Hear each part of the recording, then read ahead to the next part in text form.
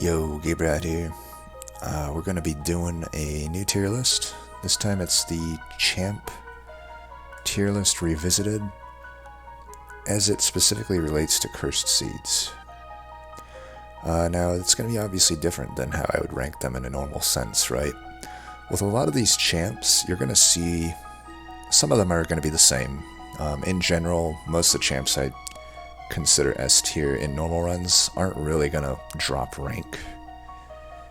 For Cursed Seeds, there is going to be one, maybe two that do. You can probably take your guesses as to which those would be, but you know, we think of things now in Cursed Seeds in a low roll scenario. What typically is going to qualify a run to be truly cursed, right? You know, think like your typical egg stapler run, right? You're gonna have banner units that are not ideal. You're gonna have scaling, just a lack of scaling options. And maybe on top of that, you're just not gonna have the ideal champ paths that you would normally want with a champ offered. Maybe you are though. Getting your ideal champ path happens a little more often. The main thing you see in a Cursed Seed is just you don't have good scaling or banners, so you kind of have to rely on hopefully your champ or spells to carry the run. So we're really looking at champs here and what they provide in a low roll scenario. So the first one we have here, Hornbreaker Prince. You know, I kind of had him ranked as the worst champ in normal runs. But you'll notice something about cursed runs. He doesn't really come up that often, right? And when he does, the run doesn't actually usually suck that much. So I have him ranked as B. I still don't think he himself is great. It just happens that he's good enough, and Hellhorned is a good enough clan that as long as I have a champ that typically can do something for me, rings 1 through 3, whether I use him or not, I'm gonna be fine. So, you know, just to say why I kind of see him as a D tier champ in normal runs, my argument there would be that he's the most likely champ in a normal run for me to just not use. I probably use him ring 1, and that might be it in a lot of my Hellhorn runs, because generally just the banners are so good that I can construct a floor where the pip is better served using my banner units than it is using Hornbreaker Prince. Now in a cursed run that changes, right? In a cursed run I probably can justify Hornbreaker Prince on the floor, and he's not a horrible unit as long as I could snag a point of Brawler. Now sometimes I can't, right? And in that case it's not great, right? A full Wrathful or a full Reaper, you're probably never going to flex Wrathful and Reaper, but you know, going full into either path is not great. But I would say that they're still passable. Wrathful can be an okay tank, and Reaper can be an okay single striking backliner. And let's keep in mind, you know, there's the chance to put One Horn Tome on either of those paths, and it's not that unreasonable to make it work, so that it still can get multi-strike, right? But, you know, even in a cursed setting, I would say it's not out of the question that I could eventually get a point of Brawler. And at that point, it's actually a really good unit. Like, if you have Brawler and Wrathful, or even Brawler and Reaper, you have a multi-striking unit that has passive scaling in either case. And that's better than, I'd say, the bad champs, right? Hard for me to put it above B, though, because I do really think it's just a kind of weak champ, but in the cursed setting it can provide you decent value, plus it doesn't run into what a lot of these other Cursed Seeds have, where the champ is just unusable. So it jumps from D to a B, I would say, in a cursed setting, and it's evidenced by the fact that you just don't see many submissions with Prince, and when you do, they don't end up being that bad, you know? Not all cursed runs are equal, right? And I can't off the top of my head even think of a Prince run that was miserable. I'm sure they exist, but it's just unlikely for them. Whereas it's not too hard for some of these other champs. You can probably guess which ones are going to be there to just be miserable, right? Then we have Echowright. I have it in S. I can't remember if I generally had rated this in a normal run as an S or A tier. My general thought is it's kind of S minus A plus in a normal run, but in a cursed run, I think it's very solidly an S. And again, further evidenced by the fact that you just don't really see Echowright submissions. There were a few, but they weren't ones that gave me that much trouble, I think. At least I don't recall them giving me that much trouble in my data. I did take a look at my data, specifically for all of the cursed submissions, and Echowright performed very well. Granted, there just weren't many submissions either, but you know, conceptually, Martial will always be good. In a low roll scenario, if I'm offered Martial, that will always just be a good unit that either has inherent multi-strike or trample and health, right? And might facilitate other eggs hatching. And then Repeater, probably the lowest roll for it is you start without Consume and you don't get offered Martial Lord, right? But even that's not that bad. Like, I can get through, unlike some of the others on this list, where simply choosing that champ, certain paths, can actually just lose you ring 1. It's not the case here. Like, if you wanted to err on the side of caution, you could just do the Shellsmith path in that scenario, and you'll have 15 health. You'll probably leak the tanks, but you should be able to beat the boss. You may leak a bit, but at the end of the day, you can skip the shards, you can skip the trial, you should have access to the backline with Echo Breaks, and at that point it's just a matter of leaking a few tanks maybe, and then leaking a few boss hits, but you shouldn't lose outright. Again, unlike some of the other champs on this fucking list. But and then the thing is, I would argue it's almost impossible in that scenario after ring 1 to completely miss on consumables. Like, maybe you go an additional ring without consumables, but you'll at least be able to add a banner unit at that point to your deck. Or at least put some stats on some stewards and stuff. And eventually, I don't think the statistical probability of having no consumables is just not realistically going to be met. You will find consumables. Maybe they're not the ideal ones, but even if they're not the ideal ones, even if it's just like a, kin host, whatever the 13 damage consumable push the unit to the back card is. I always forget the name of it, but you know the one I'm talking about. Even if it's just that on Repeater, that's pretty good value out of the champ. And even if it's just like Shellsmith with no repeating mechanics and just a few etches, that's still a lot of value that you're getting from your champ. So Echowright in a Cursed Seed is just always going to get you value because it itself inherently has value. I guess the reason why I kind of lean toward S minus A plus outside of Cursed Seeds is, I guess, just in some of those low roll scenarios I spouted off. Similar to Hornbreaker Prince, there are runs where I don't feel the pip on the floor is really worth it compared to just the banner units that you can construct. Sometimes like a Martial Lord, for example, just if I didn't go eggs, it's maybe not worth it for me to use Martial Lord as my game plan in a non-cursed setting. But that's enough on Echowright. We know it's just a good champ that really doesn't have that bad of a time with Cursed Seeds.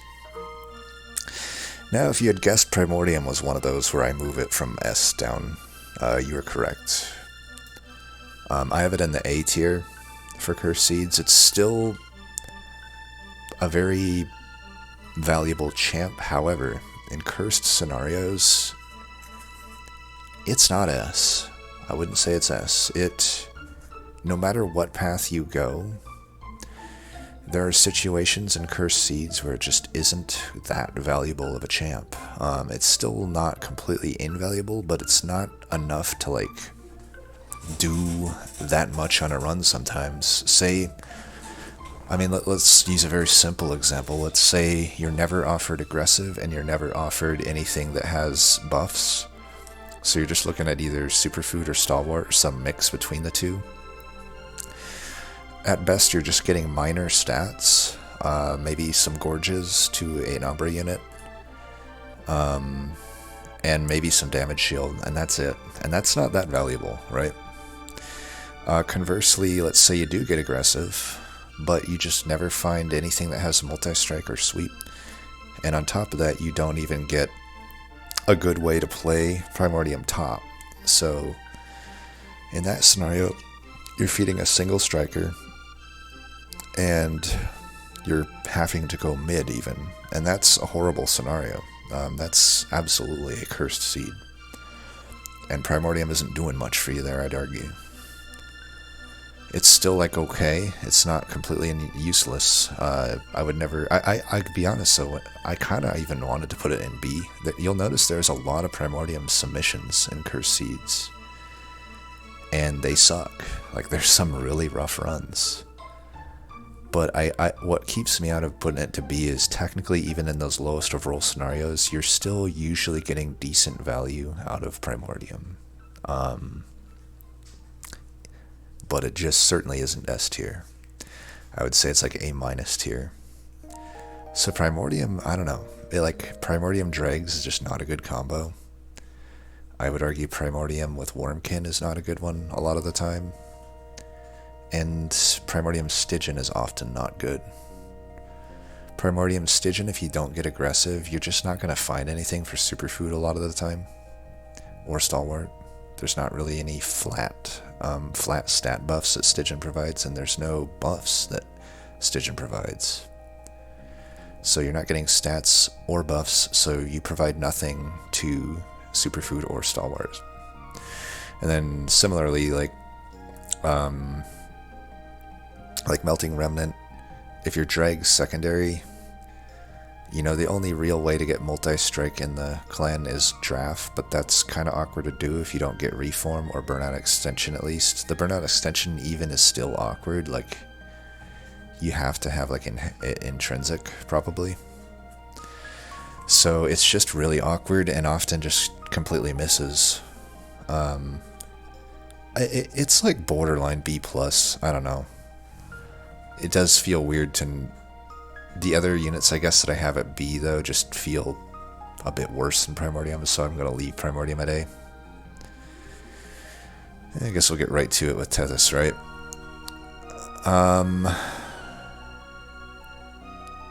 I guess this just isn't accurate, right? We need to... probably... I don't think I'm exaggerating here either. Like... no word in the English language has been defined for how bad this tier is. And that's Tethys. I can't even get into how bad Tethys is in cursed runs. You just do not have a champ. Tethys is so bad. So bad. There's no other path, there's no other champ on this list where I can skip. You know, I guess we're talking in like in a no reload setting, right? Where I can skip all of the shards in the first ring, skip the trial, and still just lose ring 1. There's no other champ on this list other than Tethys that has that problem. She's so bad, and I mean, I'm not kidding you, there's so many ways that Tethys runs can just be cursed. It's not just her, it's Stygian in general, but she doesn't help the cause at all. She's the only champ on this list that just every single path is completely squishy. There's no path that has tankiness, there's no path that has any survivability. every path dies in one hit to everything from mid-game on.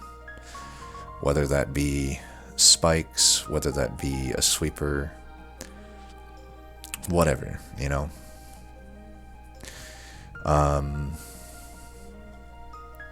But on top of that, it just doesn't provide much value. Like, the path that usually has the ceiling is Conduit, but if you don't get offered good incant units, which in a Cursed Seed you're not getting offered good incant units, right? If you're not getting offered that, Conduit isn't really that good at all. Like, it's only giving you reductions on damage spells, but unless you're going like with some serious like damage spell spam that is somehow enough to actually win a run, which is very hard to pull off, Conduit really doesn't do much for you. It's horribly statted as a unit. And if you're not benefiting massively from the extra incants that Conduit would provide, at best you're just helping a little bit, I guess, with wave clear, but at the end of the day you can clear all the waves and then you're just going to die to Relentless in most of those cursed runs in that case. So, and then Chillwind is probably the only path that doesn't have the potential to just completely bust out Ring 1. But it just falls off so hard by mid to late game. You know, it has absolutely no survivability. Like, I think you have 6 health by the final rank. And, you know, you could flex sweep, but you're going to die to spikes unless you have a consistent way to clear those spikes. You're definitely going to die to spikes. And even then, are you really getting that much from the sweep? I don't know. So, in a Cursed Seed, I would just argue Tethys is not having a champ. You do not have a champ. And I'm not even being facetious there, I feel. I feel that you just do not have a champ. It will not do anything. You'd be better off if you could purge the champ from your deck, and I don't even feel, again, that I'm being facetious there. I think you would be better off just not having it in your deck. And I could go on again. I could go on and on about Tethys all day long. This is gonna make it hard to drag everything. Let's go ahead and remove these. But we know that scale-wise, we'll just say that this is all collapsed, right? So I do think it's about accurate how many tiers down this Tethys is from everything else, though. And I don't even have Tethys ranked in normal runs as being like an F tier champ. I think she's okay in normal runs, because Conduit, normally you're gonna at least get hopefully an okay incant unit. There's a lot of them, but it's also like in a Cursed Seeds, you're just not get, like, if you're not getting the Sirens, if you're not getting the rares, Guard of the Unnamed is not good enough to justify a Conduit, in my opinion, most of the time. Sometimes it is, but I don't know. If you're gonna combine the fact that you probably aren't getting good offensive scaling cards or just multi-strike at all on like your actual damage dealer, Conduit plus Guard of the Unnamed and what else on the floor is just a horrible floor. Yeah, you can get a bunch of defense, but who cares if you have no offense, right? But yeah, Tethys is horrible. In these Cursed Seeds, it's wild. I'll probably go over my data, you know, at the end here to show you how pronounced the difference of Tethys versus the other champs is. Then we got Penumbra. I'll be honest, Penumbra has given me a newfound respect for this champ. I still think it's probably the second worst champ in a normal setting, but I still think it's better than Hornbreaker Prince, kind of in both cases. Here's my thing about Penumbra. You know, obviously Architect is almost always the ideal path, right? But the Cursed Seeds usually involve either not getting Architect at the start, or just being paired with Awoken. And in that case, even Architect at the start is going to be generally cursed, because Architect doesn't do much for the Awoken combo. It does a lot for every other combo, typically. you know, just because Woken and Umbra don't really benefit from floor-wide scaling. Like, there's two ways we think about floor-wide scaling, right? So think of a wide floor, either overstacked or pip extended with a lot of units on it. You mainly just benefit there if you have something like a fledgling imp that affects the whole floor, or Firelight Fade, or, you know, stuff like that, or, you know, what Paraffin Enforcer, stuff like that. Steelworker, you know, you name it. Then the other way that you benefit is if you have units that aren't necessarily applying stuff to the entire floor, but they apply stuff to themselves free of charge, so to speak. So the most obvious examples of those would be Incant or Inspire. So say you have a floor of Shard Soul Carvers or something, right? Or seeing things that are infused with Shard Soul Carver. Even though they won't affect each other, the fact is if you have a bunch of them stacked on a floor, you can play and Inspire on that floor instead of like splitting them between different floors, and then the whole floor just keeps getting benefit from that one play of the card. Now, Woken and Umbra just don't have basically any of what I just labeled off there, right? They just don't have that. That's why they don't benefit that much from Architect, or even Space Prism to a certain extent. That being said, you can still sometimes it is just the best path for it, right? Sometimes it is just nice to have, but to get back to the point at hand, we think of Cursed Seeds from the perspective of Gorge or Trample Penumbra, essentially, I would argue. What can that do in those scenarios? In my opinion, typically a lot. Not always, but typically a lot. In a normal run, you just often have better stuff, but in a cursed run, you don't.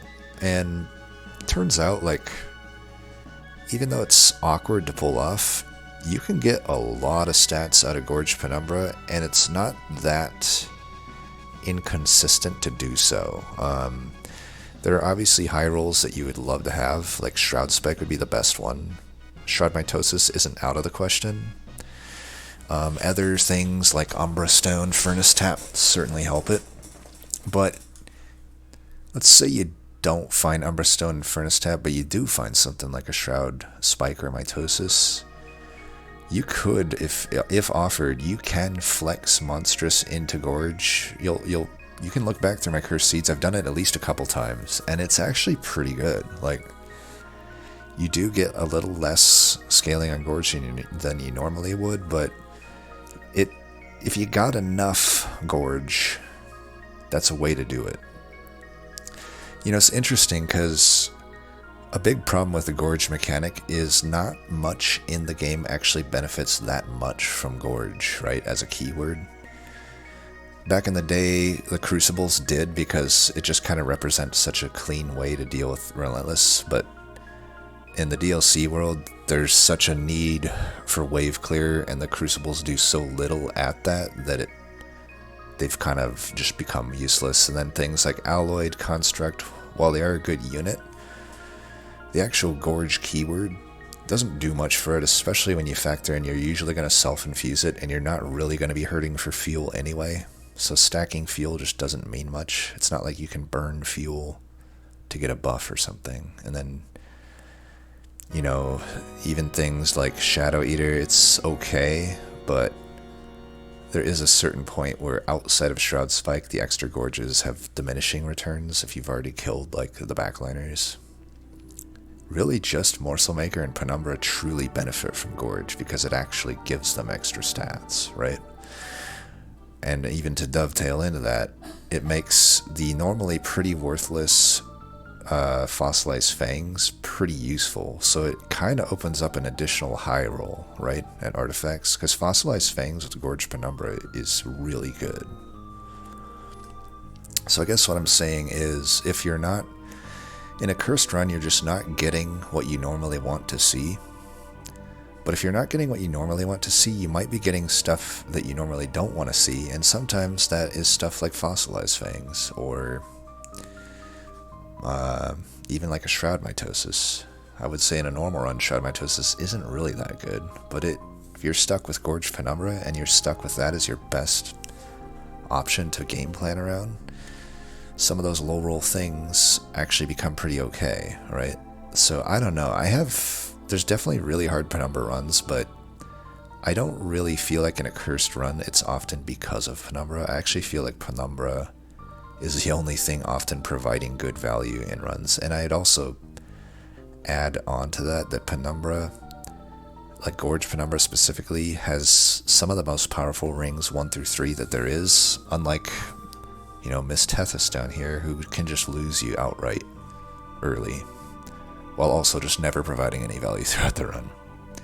And I will say, though, there are cursed runs where Gorge Penumbra does literally just not work at all. So it's hard for me to give it higher than a B. But I do actually have a newfound respect for Penumbra in these cursed runs. And then we have Rector, who I think is almost worthy of S, but I'm going to put it in A because there was at least one of these cursed runs that stood out to me where I just couldn't really do anything with Rector, but I could actually argue S tier for Rector in these cursed runs. But there's been enough of them that it does seem pretty likely. The problem with Rector, here's the problem with Rector. I don't think Rector itself is bad. I think it's one of the best champs in the game, but it comes with probably arguably the worst starter card in my opinion, which is Drag. Part of what makes Rector good, though, is a lot of times it turns just this normally abysmal starter card, Drag, into an okay card. Like, I can build around Drag sometimes in these Cursed Seeds, and that's actually the only way to win them, right?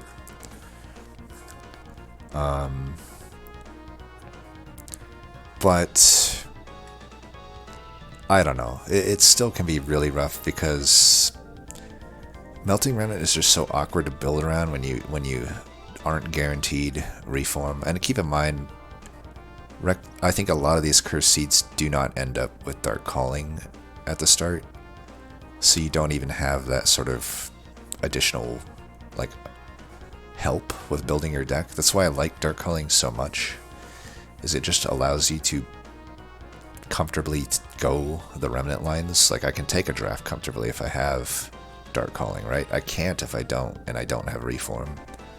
At that point, one of the most powerful things available to Melting may not work for you in a run, and you may just have to speculatively pick it and miss on it, when you could have maybe picked something else that wouldn't have missed. And it's like really just tough decisions to make, which just makes these runs kind of cursed, right?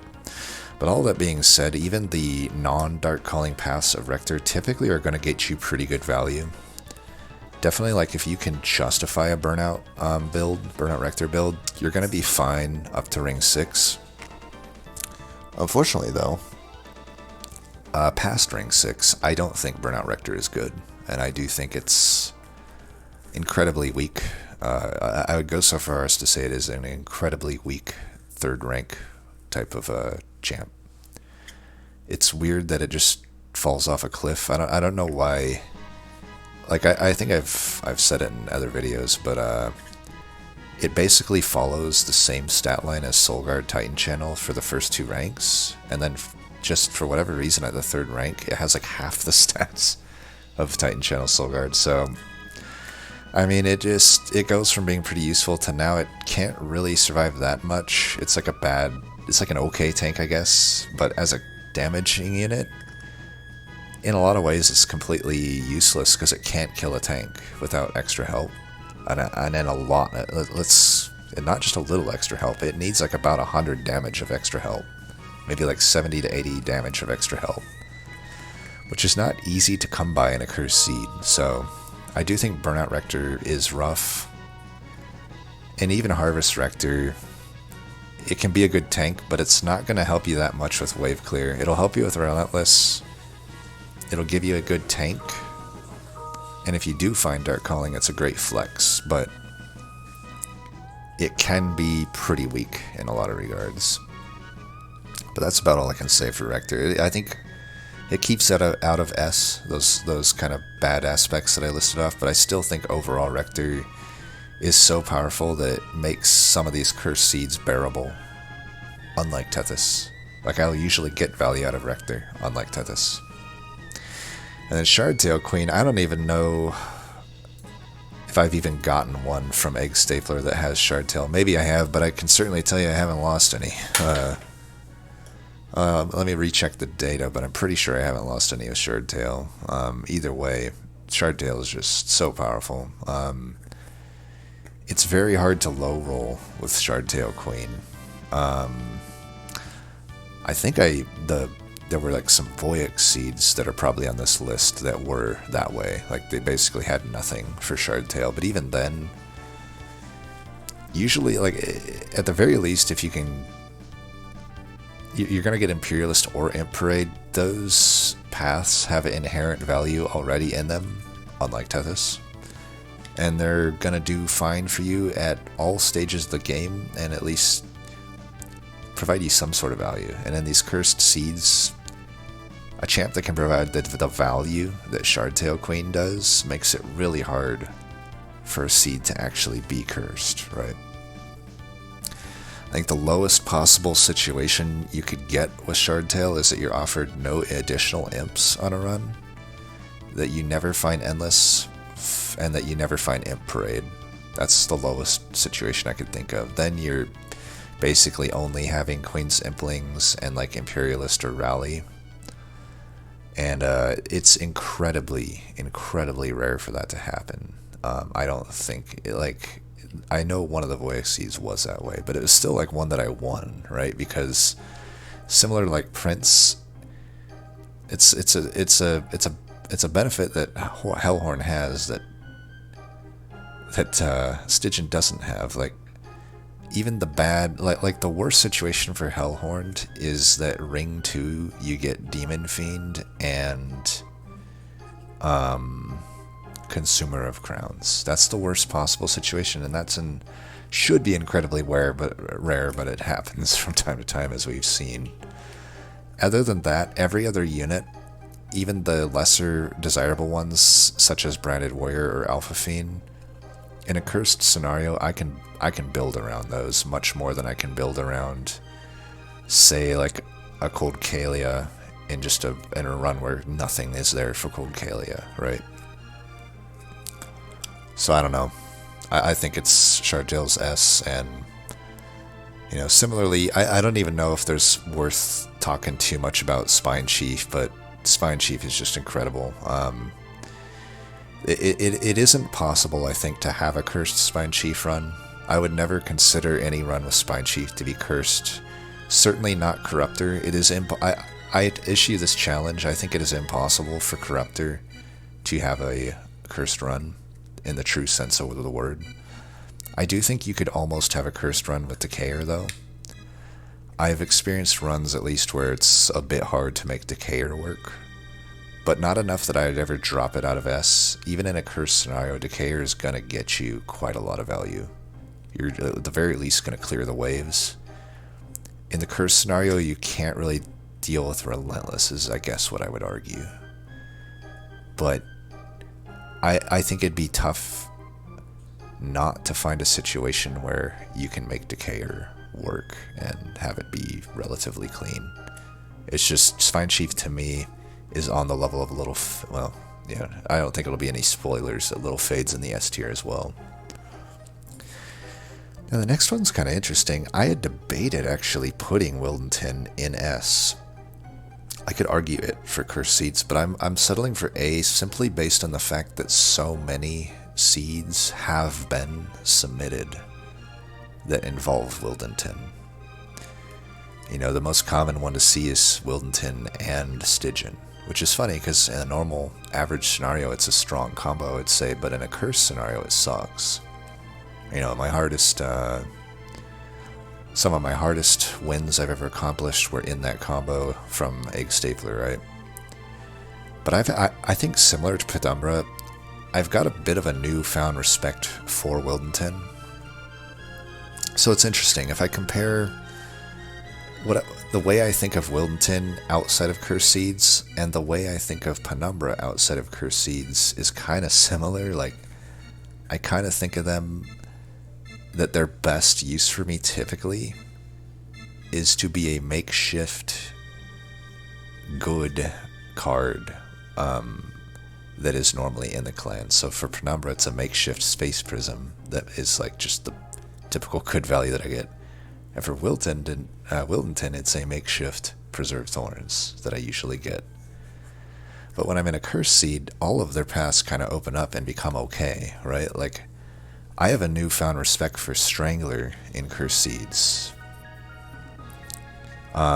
It's actually really, really good, and even Predator, Thornlord, as well as just a unit that actually goes on your floor and isn't just a throwaway. Every path for Wyldenten is actually pretty good in a cursed run. You know, the problem is in a non-cursed run, it just, for 3 pip, I can do better. So I usually just don't use the champ, and then it makes the champ feel bad, right? That I just almost always have a better use of my floor than Wyldenten on the floor. So it just feels like a kind of useless champ. And in a similar way, that's why I often don't pick Strangler in my average runs, because I don't get to throw the unit away in that case. I have to hold it, because you don't want to, like, root the floor if you're not going to build around Strangler, right? And that's why I typically always just like Thornlord in a normal setting, because it is just a Preserved Thorns that I can throw away. But in a Curse setting, where all of your units suck and all of your scaling options suck, Wyldenten becomes very good. Like, it's actually... It's a unit that doesn't high roll super hard outside of, like, I would say the Rat Trap build. But the sort of mid-roll of Wyldenten is usually enough to beat the game. Whether that be Thornlord, just getting that decent scaling, or Strangler, just dealing with the waves, or Predator, like a flex of Predator and Strangler, where it actually just becomes a backliner. And maybe you can get your, you get that quick sweep, you can slam Root Seeds on it, thin out your deck, and that's often enough if you have something else, like regen, or a good tank, or some debuff like Sap or Daze to stack on the boss. So, I don't know, I would almost argue Wyldenten is S, but I think the fact that there are so many submissions for this champ indicates the level of cursedness that just comes with Wyldenten runs, but I think that's more of a problem of Awoken, it's not a problem of Wyldenten. Now, the other champ of Awoken, I have lost respect for, I would say, Sentient. Unlike Wyldenten, I don't think Sentient in Cursed runs does much outside of the Cultivating Path. The Cultivating Path is good, but when you're not offered Cultivating, I don't really think the Spikes path is that good, and I don't think Explosive is good at all. Explosive just isn't enough to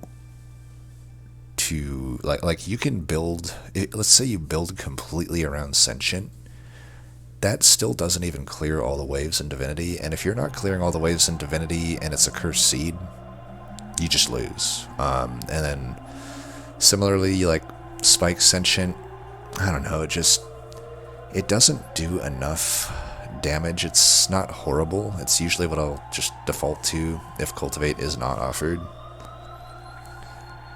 But I don't know, I really don't think Spikes is that good. It's okay. It's not like as bad as Tethys, of course. Like, it'll still provide me value, but it often doesn't provide me that much value. Like, I will have to focus on healing it a bit for it to have prolonged value of just clearing waves. And I don't know, between Glimmer, between Sweepers, even if I have bad scaling, I feel like Spikes isn't solving a problem that Awoken, even in a Curse scenario, needs to solve. So, I don't find Sentient provides that much value in a Cursed Seed, and I would say Sentient is probably the most cursed champ in Cursed Seeds other than Tethys, but to even lump it close to Tethys is inaccurate. Like, still a Sentient run is miles better than a Cursed Tethys run. But I do think it's worse than Prince and Penumbra. I can usually get more value out of Prince and Penumbra on a Cursed Seed than I can out of Sentient, especially if Cultivate is not offered. If Cultivate's offered, I can make it work. But we're talking about when you don't get the path that's decent, right? And then that just sucks. Little Fade is S. I mean, do we even need to talk about that? There's no low... The lowest roll scenario would be Little Icarus, and you don't get a good wave. But you don't have to take Icarus. You can always just take Little Fade, Firelight, or Endless. And it's impossible for the run to be cursed if you have Endless Fade or Firelight Fade. It is impossible. And Solgard...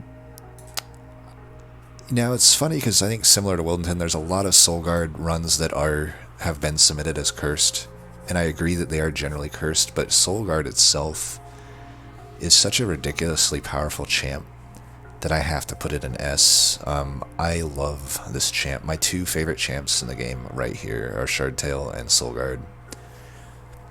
I think they're not so stupidly busted like Fade and Chief are, but they're still very powerful and require some finesse to make work a lot of the time. I think they're very well designed champs, they're fun champs, and they're powerful champs. And they're evidence to just, they provide a ton of value on cursed runs. Titan Channel, there's not much to say there other than it's just always going to be good. Even if you don't have an incant deck, you can pop it, and it will be good stats, and you can get around Ember Drain with it. Now, you're not always offered Titan Channel, but I'd argue in that case, Cold Channel is almost always able to work. Theoretically, there are some runs where Cold Channel doesn't do much for you, but the lowest roll possible there, in my opinion, still provides you about the value that your typical Spike Sentient would give you. And keep in mind that's an incredibly low roll that you have to hit in that scenario. I think in a cursed run scenario, Cold Channel can carry the shit out of a run. You just need a few supporting cards and it will solo carry the run a lot of the time. And you don't have to hit a good banner at all to make it work. And I think that's it. Yeah, that is it. That is what I think of the champs in the context of cursed runs. You'll notice you have to rely on your champ a lot in cursed runs, because again, you're not getting offered good banner units. Like, if you're only offered stuff that just doesn't scale, doesn't have good stats, doesn't really do anything for you, you're gonna have to make it work with your champ. Good luck doing that with a champ that has less than 10 health and just may not do anything for you. And yeah, fuck Tethys pretty much. Anyway, as always, I thank you for watching. Oh yeah, we're gonna look at the data. So let's go ahead and reload this here. So I made a copy of my original dashboard and just looked at like only user submitted runs, which are almost always just going to be cursed runs. I can't completely just only, like I could, I guess, only limit to like one like Egg Staplers runs, but I thought I would include all of the cursed ones that came my way. And you know, the sample size still isn't huge, but what you'll notice is probably just the particular things that support this video that are interesting would be the win rate by the primary clan. So you'll notice just vast differences here. So like I said, let's see. I guess I must have lost a Shardtail Queen, so I guess I was wrong on that. But when did I lose that? Total losses by primary. I guess I lost 2 of them. One in February, one in January. I'd have to go back. In my head, I've never lost a Shardtail run, so I'll have to just see what those were. But it is worth noting. You know what?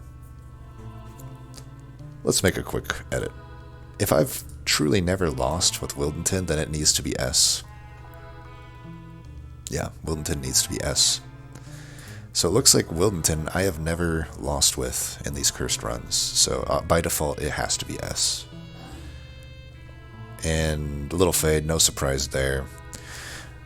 Similarly to Shardtail, I'm surprised I have some losses with Solgard. I must have blocked them out of my mind, but either way, it is worth noting that most of them are wins. So I still maintain that they're S. Looks like Hellhorned Prince is not that far off.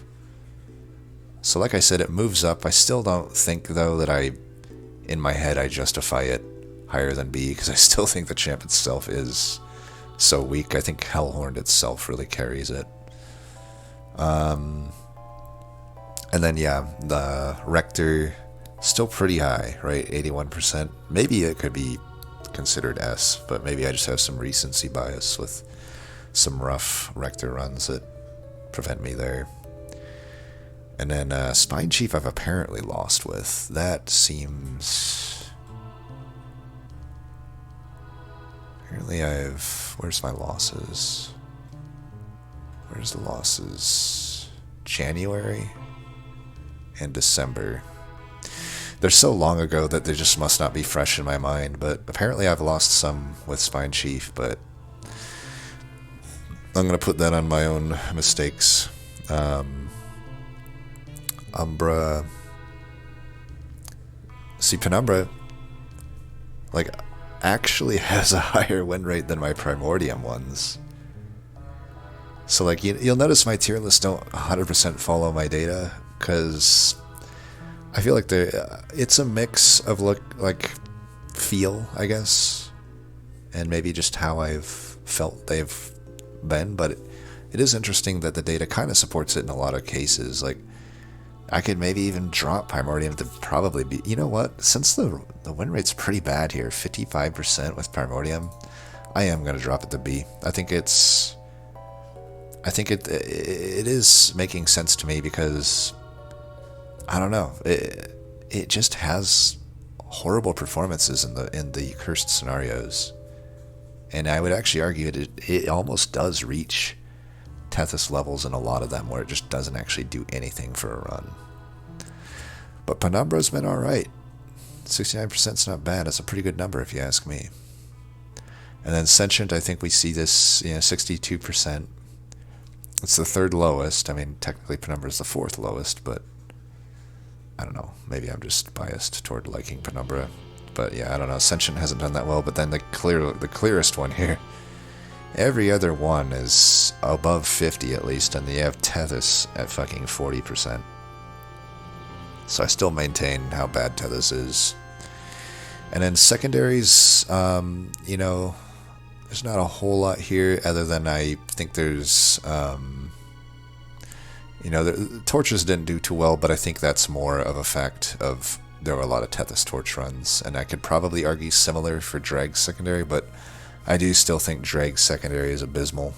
I think it's the worst secondary in the game. This is not any different from my non-cursed. I mean, the number's obviously lower at 42%, but it's not that different from my distribution of non-cursed seeds. I mean, I have my non-cursed data up here on this other. This is my non-cursed data. We can compare really quick. This is over the same time range.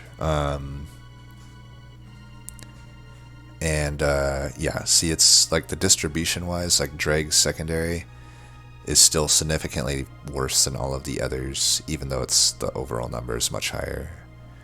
And even similar with non-cursed, Tethys is still the lowest. But then you see Penumbra also actually nearly as bad. So I think on average, Penumbra is bad, but in cursed scenarios, it actually performs a bit better compared to how it does on average. But yeah, Tethys is just always the worst. Fuck Tethys. So again, the conclusion at the end of the day is fuck Tethys. So as always, thanks for watching, and until next time, peace.